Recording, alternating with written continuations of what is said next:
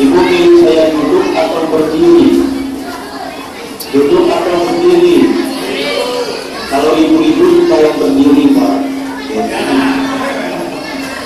Oke, nanti saya berdiri. Karena ini bisa dipikirkan, kan? Soalnya nanti bukan lihat yang selama yang lalu nanti.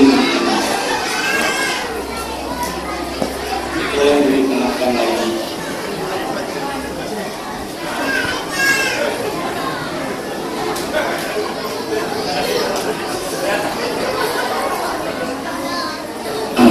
Sudah jelas sekarang. Terdengar ibu suaranya ke belakang? Terdengar? Terlihat jelas wajah saya? Walaupun mirip telur lah seperti tadi bentuknya ya, bulat gitu ya. Bismillahirrahmanirrahim. Assalamualaikum warahmatullahi wabarakatuh.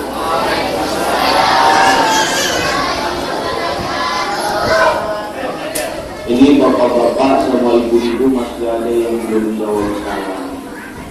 Padahal jawab salam itu wajib hukumnya. Saya doakan yang jawab salam, yang anak-anak tambah soleh, yang bapak-bapak juga tambah soleh, yang ibu-ibu tambah solehah. Sekali lagi ya. Assalamualaikum warahmatullahi wabarakatuh.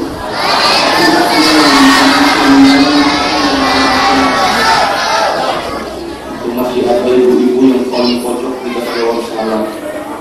Yang tidak jawab salam saya doakan tali tutangnya putus. Semuanya assalamualaikum warahmatullahi wabarakatuh. Waalaikumsalam.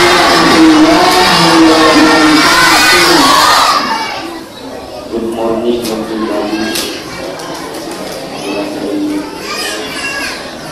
Thanks for my friend, my teacher, my Muna, my Sarah, semuanya ada di sini. Biar pakai bahasa Inggris, Bu, boleh? Boleh? Bisa itu bahasa Inggris? Bisa? Sama, saya juga. Baru belajar dari ini. Pakai bahasa Indonesia saja yang mengerti. Alhamdulillah, alhamdulillahilladzi arsala rasulahu bil huda wa dinil haqq liyudhhirahu 'ala ad-din kullihi wa kafaa billahi shahida. Asyhadu an la ilaha illallah wahdahu la syarika lahu wa asyhadu anna Muhammadan 'abduhu wa rasuluhu.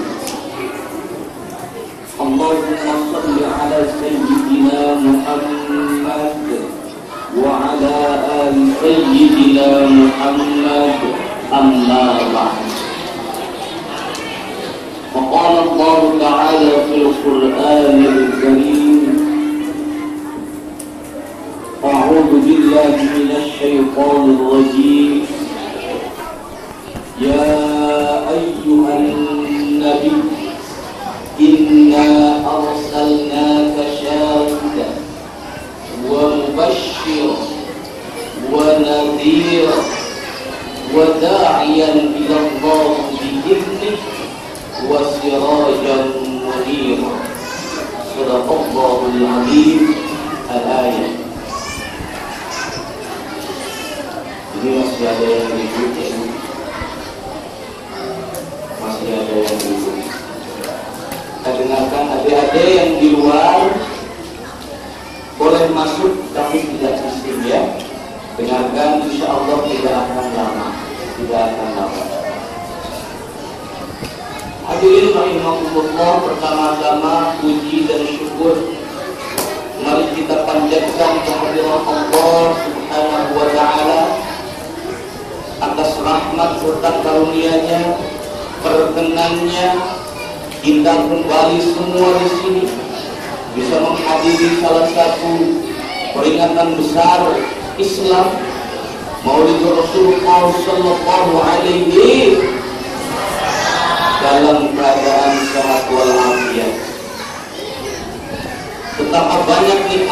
telah Allah karuniakan kepada kita, dan semua nikmat itu tidak akan pernah bisa kita hitung berapapun jumlahnya.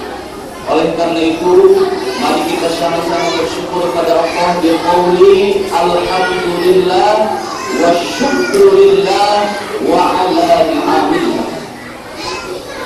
Salawat dan salam semoga tercurahkan pada junjungan alam kita semua, pahlawan besar revolusi Islam, yakni Habibana wa Nabiyyana Muhammad sallallahu alaihi wasallam, juga pada keluarganya, sahabatnya, tabi'in, dan mudah-mudahan kita sebagai umatnya telah di yaumil akhir mendapatkan syafaat darinya.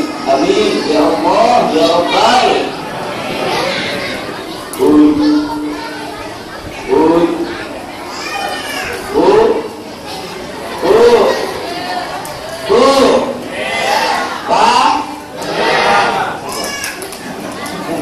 Takutnya bagus.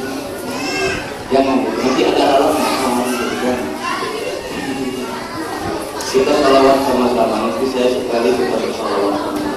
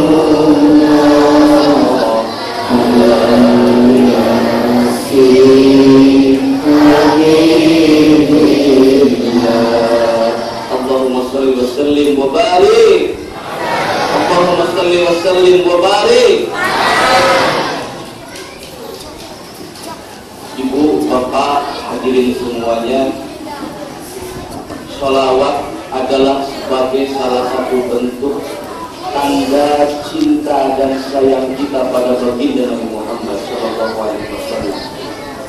Bahkan satu hadis mengatakan, apabila seorang manusia, seorang muslim bersolawat satu kali kepada baginda Nabi Muhammad, maka Allah akan balas lipatannya menjadi 10 kali. Ibu suka sholawat, Bu? Suka sholawat? Mudah-mudahan dimaafkan bohongnya ya. Pak, suka sholawat, Pak? Insya Allah, mudah-mudahan. Ibu, kalau kita sering sholawat ini insya Allah terhindar dari melakukan atau membicarakan hal-hal yang dilarang oleh agama. Bapak juga kalau sering bersolawat, insya Allah bekerja di pagi hari, pulang malam hari saat bekerja, dengan mulut kita senantiasa bersolawat, insya Allah menjadi berkah. Ibu kalau lagi masak, solawat. Bisa masak sambil solawat? Bisa. Allah, ya. Atau ibu sambil nyetrika, solawat. Daripada kita sambil nyetrika, bagai bintang di surga, itu nggak benar. salawat. Salatullah salamullah. Bapak lagi nyabit salawat, bawa sabit. Salatullah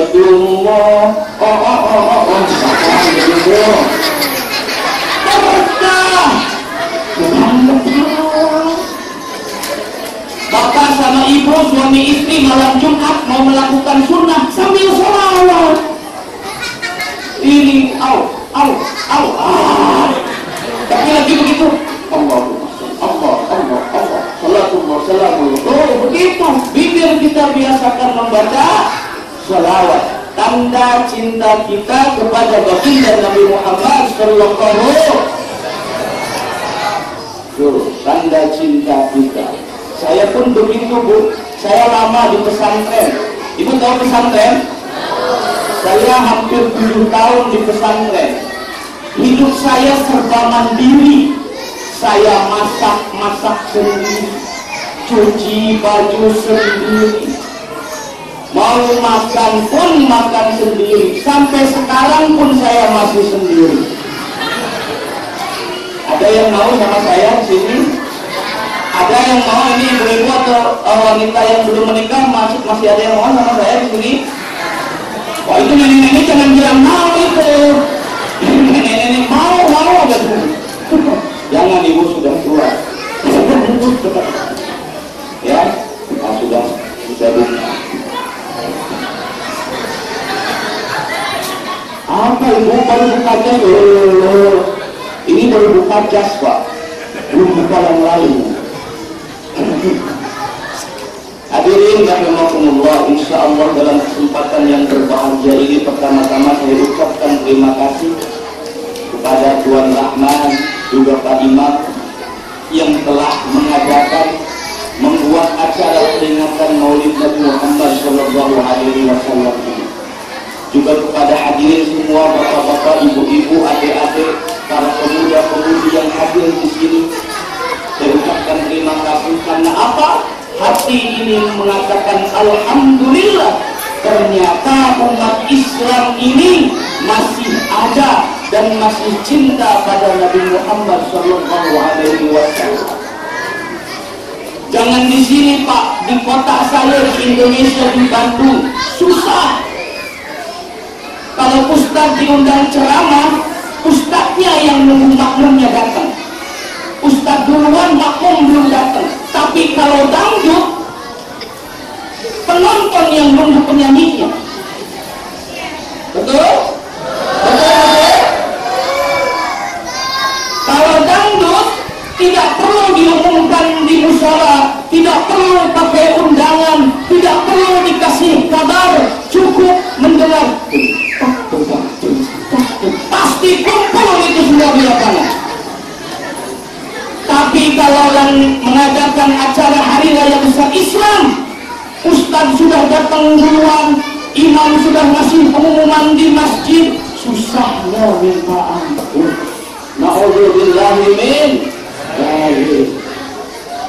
Jadi alhamdulillah hati ini bahagia, senang. Ternyata kita semua masih ingat, kita semua masih ingin, kita semua masih cinta kepada baginda Nabi Muhammad Sallallahu Alaihi Wasallam.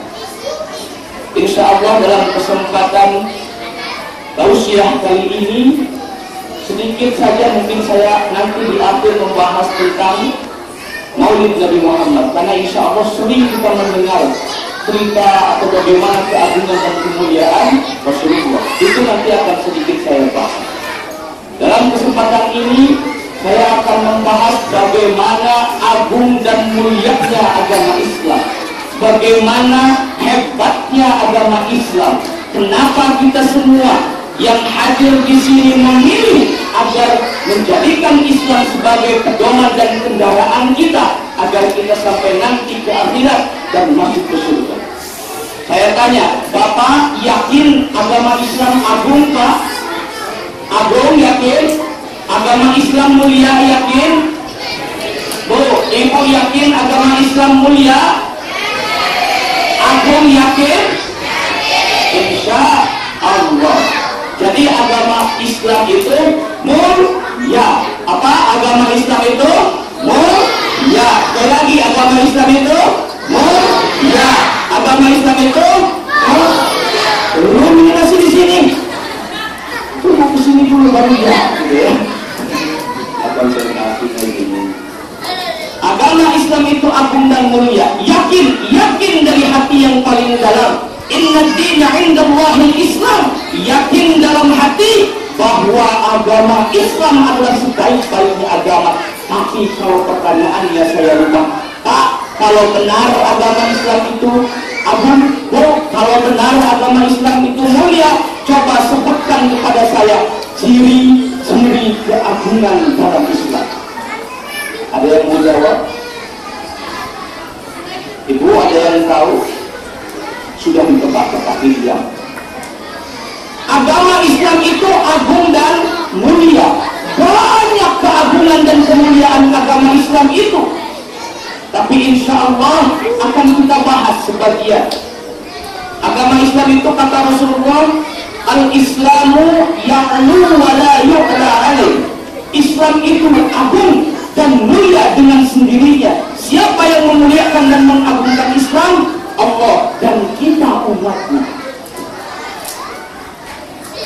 Singkat saja, ciri-ciri keagungan Islam yang pertama. Yang pertama, ciri keagungan Islam adalah Islam punya yang namanya tanah suci. Islam punya yang namanya Baitullah. Islam punya yang namanya Mekah Mukarramah. Itu tanah sucinya orang Islam. Itu tanah sucinya kita semua. Pak, bukannya tanah suci itu juga ada di mana? Di Palestina. Itu yang disebut Baitul Muqaddas, yang sampai sekarang ini tidak berhenti berperang di sana, yang disebut dengan apa? Masjidil Aqsa. Bukan itukah tanah suci? Agama lain pun punya tanah suci, punya, tapi bukan punya mereka saja. Baitul Muqaddas pun milik kita orang Islam. Tapi Baitullah Mekah Mukarramah atau yang disebut kita dengan tanah haram itu hanya milik kita sebagai orang Islam. Kenapa tanah haram atau Mekah Mukarramah disebut keagungan? Agama Islam, orang yang ngaku agama Islam, saya bilang orang yang ngaku ya, karena banyak yang ngaku Islam tapi nggak mau melaksanakan perintah Islam. Banyak itu. Insya Allah kalau di sini, sebagiannya di sini. Islam KTP. Pernah dengar Islam KTP? Islam IC. Betul. Ngaku Islam, Mas. Islam. Mas iman sama Tuhan, iman, dia IC-nya tuh ya Islam. Kenapa nggak puasa? Aduh, kalau puasa kerja saya ini. Ya Allah. Islam deh, Islam. Kenapa nggak sholat? Kan sibuk masak ini. Tuh. Ngaku Islam tapi sekedar Islam KTP. Islam apa? KTP. Islam apa? KTP. Sebelah sini Islam apa? KTP. Islam apa? KTP. Banyak yang ngaku Islam KTP. Sudah. Kenapa agung? Orang Islam banyak dari berbeda-beda bangsa, berbeda-beda bahasa, berbeda-beda suku, berbeda-beda warna kulit. Tapi kalau sudah pergi ke tanah haram melaksanakan ibadah haji, semuanya punya satu tujuan. Walaupun berbeda bangsa, agama dan warna kulit, punya satu hal yang sama. Siapa yang disembah? Allah Subhanahu wa ta'ala. Ya akhir luar biasa. Dan hebatnya tanah haram ini sampai sekarang dijaga oleh Allah. Karena ternyata apa? Islam punya yang namanya musuh abadi. Walam tarda ankal yahud walan nasara hatta millatahum. Allah jawab. Ya, sekali lagi. Walan tarda ankal yahud walan nasara hatta tattabi'a millatahum. Bahwa Islam, kata Allah kepada Muhammad, jangan tenang-tenang saja, ontang-ontang kaki, santai-santai di rumah. Itu yang namanya Yahudi, yang agama itu lagi tidak usah disebut. Itu tidak akan pernah ridho dari mulai diciptakannya bumi sampai nanti kiamat. Itu tidak akan pernah ridho kalau Islam berjaya di muka bumi. Akan terus memerangi orang Islam, akan terus berusaha agar Islam itu hancur, hancur, hancur,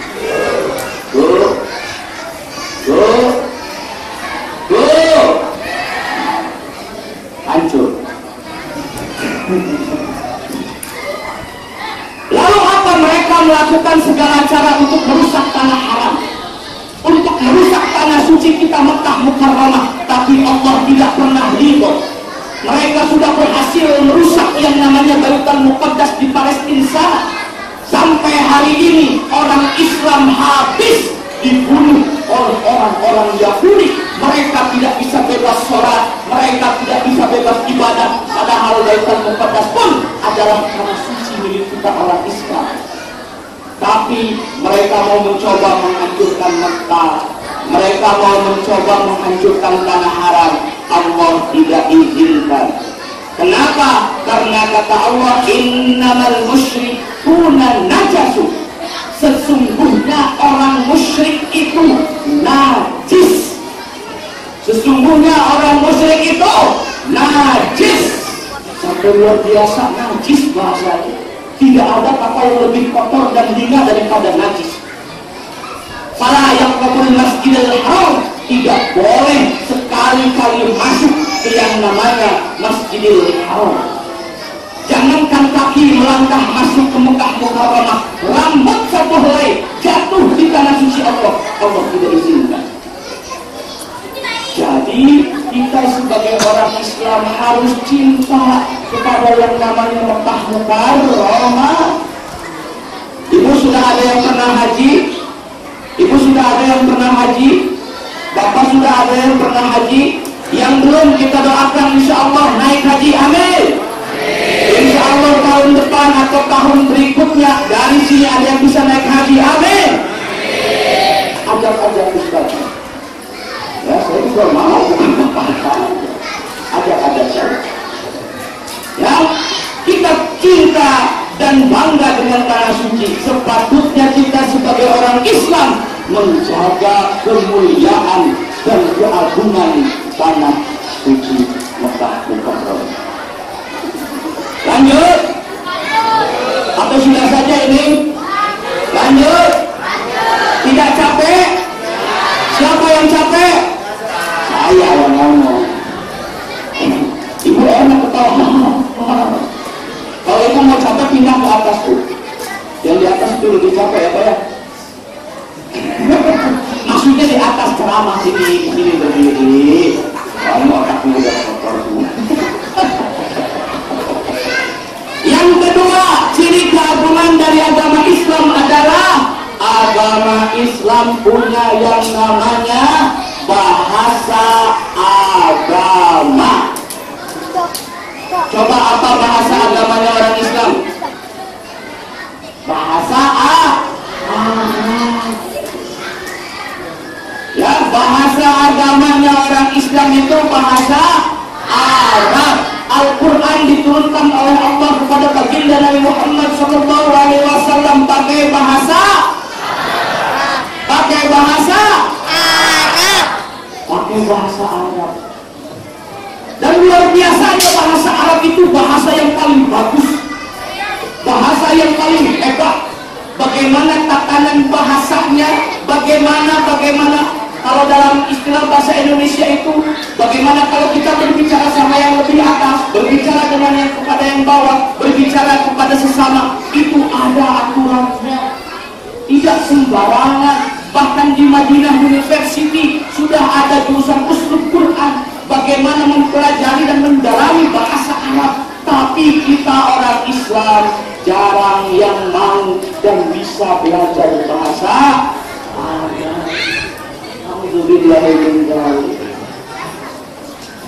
Dan lagi-lagi Yahudi ini, kata Yahudi, wah ini kesempatan merusak orang Islam, kita rusak bahasa.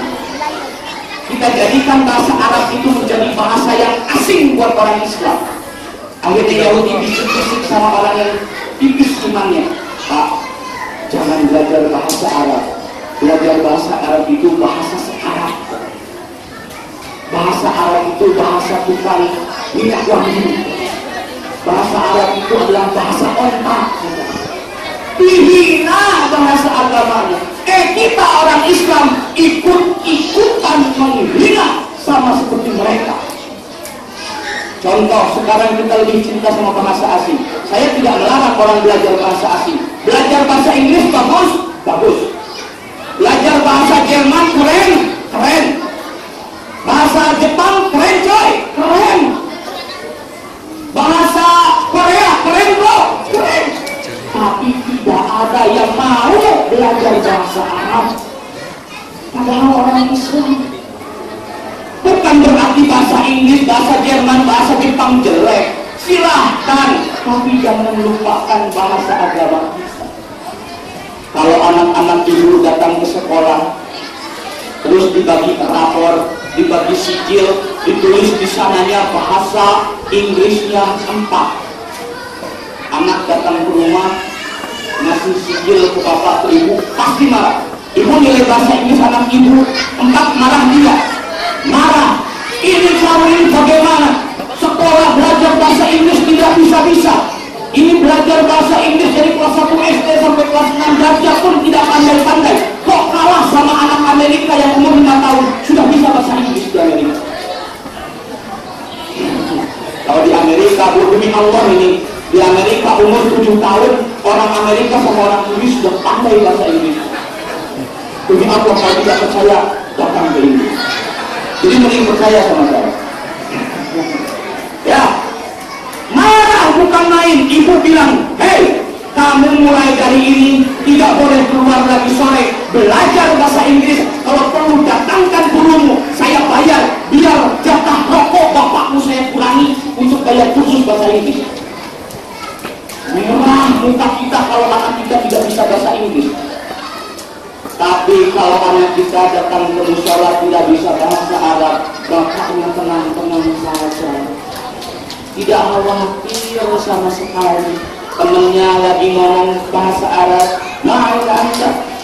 Misalkan begitu, anak ibu gini, datang ibu, kenapa nak? Kamu kok begitu? Gak bisa bahasa Arab. Ah, ya Allah itu gak pernah esek kok. Allah gak paham semua bahasa. Sampai begitu jawaban. Bahkan bapaknya yang ditanya, Pak, kok ini dibaca iya karena abudu, la iya karena nasta'in. Apa itu Pak? Pasti itu. Apa artinya Pak?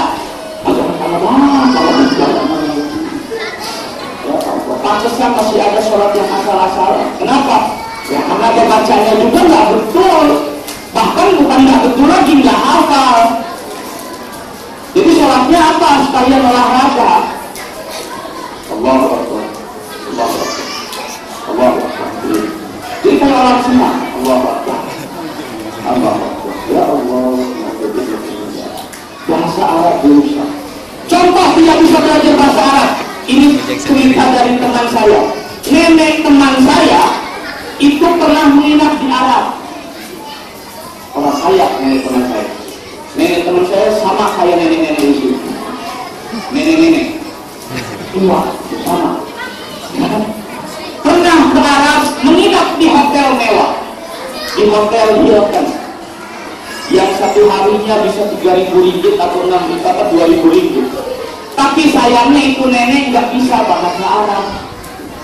Dia masuk ke kamar hotel, mau tidur,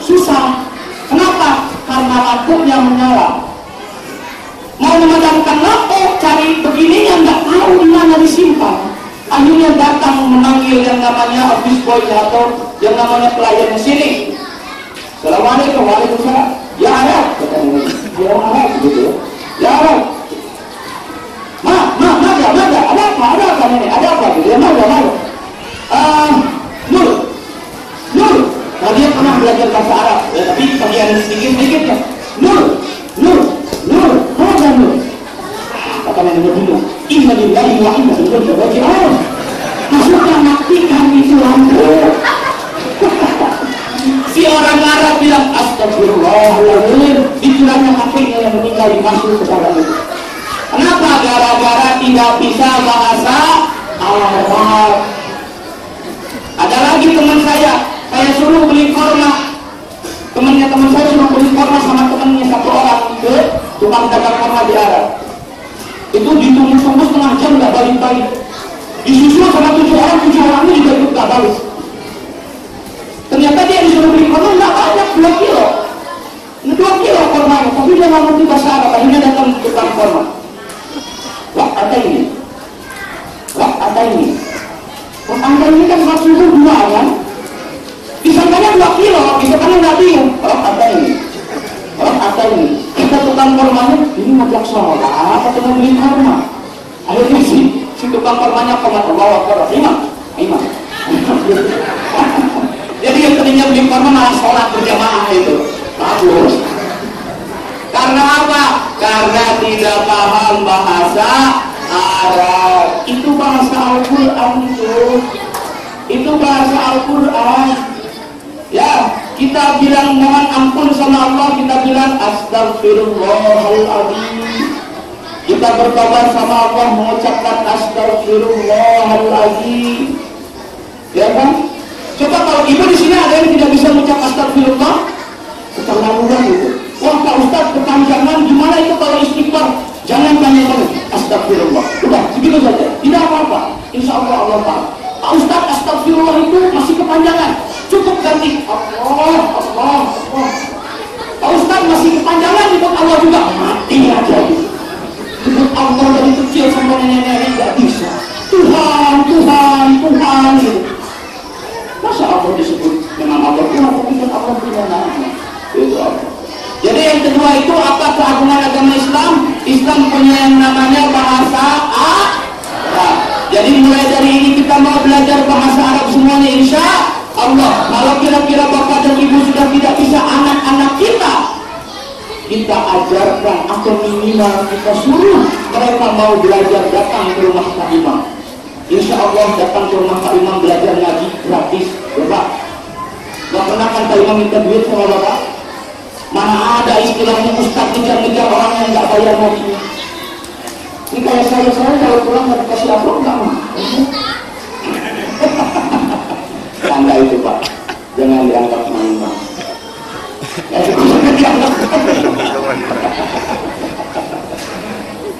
Tuh, begitu.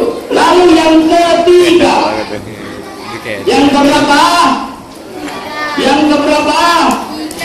Allahumma sholli wa sallim wa barik.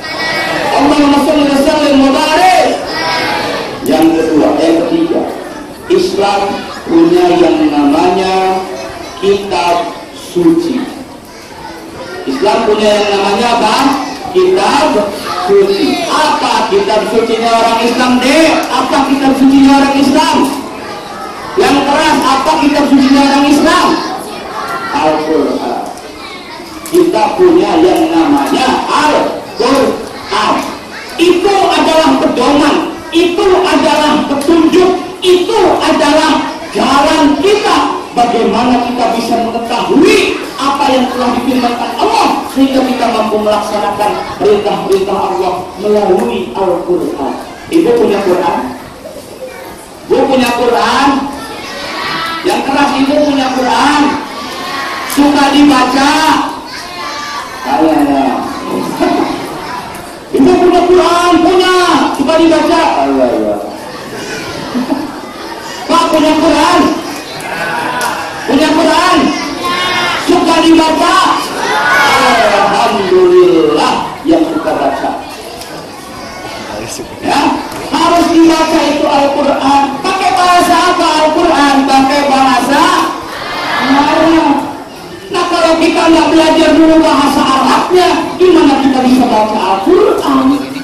Ini ibu malah pusing baca Quran. Ini kenapa hurufnya keriting semua ini? Nah kan kalau orang yang nggak pernah baca Quran, aneh kok ini huruf Arab itu keriting ini. Dan aneh kok bacanya dari kanan gitu. Biasanya saya kalau baca buku dari kiri gitu. Kenapa? Karena nggak pernah belajar. Ditanya sama anaknya, malu ibu harus. Nah, ini apa namanya yang begini bentuknya? Apa? Alif, mah alif, alif itu. Gak mau kalah namanya. Ya, belajar dari Pak Imam, datang ke rumah, suruh ngaji bu. Ibu dari anak sekecil ini jangan dibiarkan liar begitu saja. Suruh ngaji nanti sama Pak Imam. Nanti belajar makharijul huruf yang fasih. Jangan a, ka, ta, sa, ja, ha. Jangan a, ba, ka, sa, ja, a. Tuh haknya juga ha, ha. Masalahnya belum pada tuh nggak di sini, jadi kan kirain kan orangnya belajar huruf so, bukan so, apa itu so? Fase, so, anak ibu pulang, mah mau beli so. Wah, itu kalau betul itu belajar ngaji ya sama Pak Imam, sama siapa saja yang bisa mengajarkan ngaji, suruh anaknya ngaji, baca Quran. Tapi lagi-lagi orang Yahudi tidak terima Al-Quran dijadikan keagungan Islam, mau dirusak lagi sama itu Yahudi. Biar kita omongin Yahudi hari ini, biar disebut ghibah juga, biar panas itu kupingnya Yahudi. Ya, orang Yahudi mau merusak Al-Quran, gimana caranya?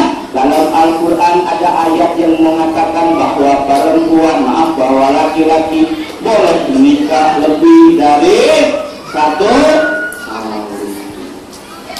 Langsung kata Yahudi, tuh dibisikinnya siapa? Orang Islam yang mana? Perempuan yang mana? Yang tipis imannya. Sini. Masa dalam Islam kita perempuan boleh diduakan, ditigakan, dimadu, dimakan? Gak adil ini Islam. Ini menyakiti hati perempuan. Akhirnya apa? Banyak perempuan yang bilang, itu Islam tidak adil sama perempuan. Islam itu tidak betul. Kok bisa menyakiti hati perempuan dengan berpoligami? Padahal itu ada. Poligami ada Pak dalam Quran. Jangan malu-malu, saya tahu kok Bapak poligami. Bapak tahu poligami dalam Al-Quran? Tahu. Ibu tahu poligami dalam Al-Quran? Tahu. Itu tidak bisa ditentang, tapi ada aturannya. Laki-laki boleh berpoligami, boleh punya istri 1, 2, 3, 4. Tapi syaratnya apa? Sesuai. Paling singkat syarat yang sering kita tahu adalah adil. Adil dalam apa? Adil dalam segala hal. Punya istri 2, adil dalam harta. Adil dalam nafkah lahir dan nafkah batin. Ini kebanyakan pengen punya istri 2, pengen punya istri 3, kerja nggak punya. Kalau jangan sekarang hidup putar baru akan abadi selamanya dengan cinta. Aku selalu ingin bersamamu karena aku cinta padamu. Udah nikah nggak ada itu cinta-cinta. Ya, datang, Mas mau makan apa? Makan cinta. Ada? Enggak, nasi yang dimakannya. Ya, boleh poligami tapi harus tahu aturannya. Ibu pun harus lihat kemampuan suaminya dan ukur diri kita, sudah bisakah atau memangkah saya tidak bisa lagi melayani. Kalau memang istrinya masih salehah, istrinya sangat baik, istrinya sempurna, buat apa punya istri 2? 1 aja, 1 juga nggak habis kok. Ya kan? Nggak itu nggak dapat makan kan istri Bapak? Hari pertama malam pernikahan Neng atau Mbak, itu pernikahan buat siapa?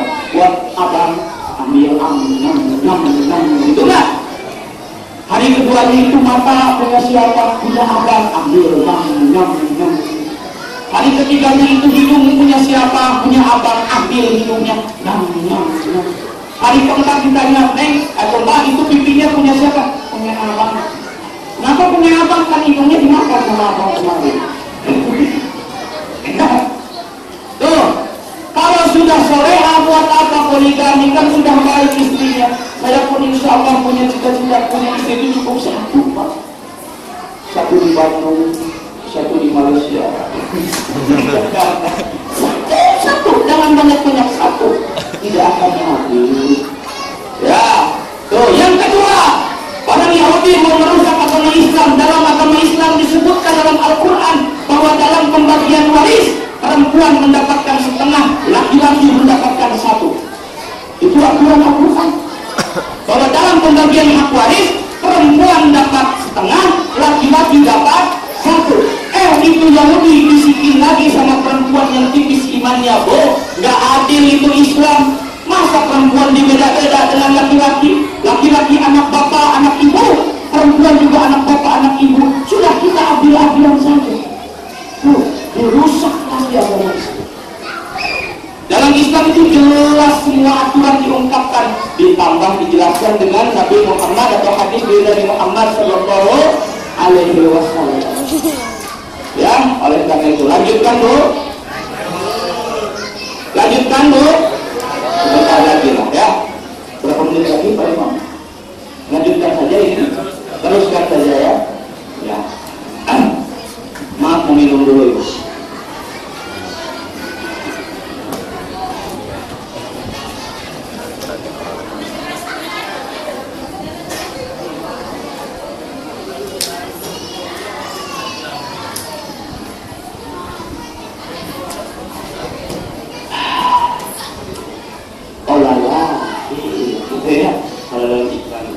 Alhamdulillah, terima kasih Pak Imam sudah dikasih air putih. Padahal kalau dikasih air merah, air putih juga nggak nolak. Alhamdulillah sekarang saya senang lihat kalau pengajian begini itu banyak kue di sana. Senang saya. Yang lihat badan saya karena saya gemuk suka makan, bukan? Saya senang lihat kue itu, disebutnya kalau di kampung saya kue tengah itu. Apa kue tengah? Ditengahin terus nggak ditambah gitu ya. Itu kue, makanya saya pun nggak disuguhkan mungkin hanya untuk ditengah. Tapi mungkin nanti Bapak bisa ngasih bekal itu sama kue tadi bungkus. Enggak Pak Imam, enggak Pak Imam. Itu saya hanya bercanda, jangan dianggap serius. Jadi tolong jangan dianggap main.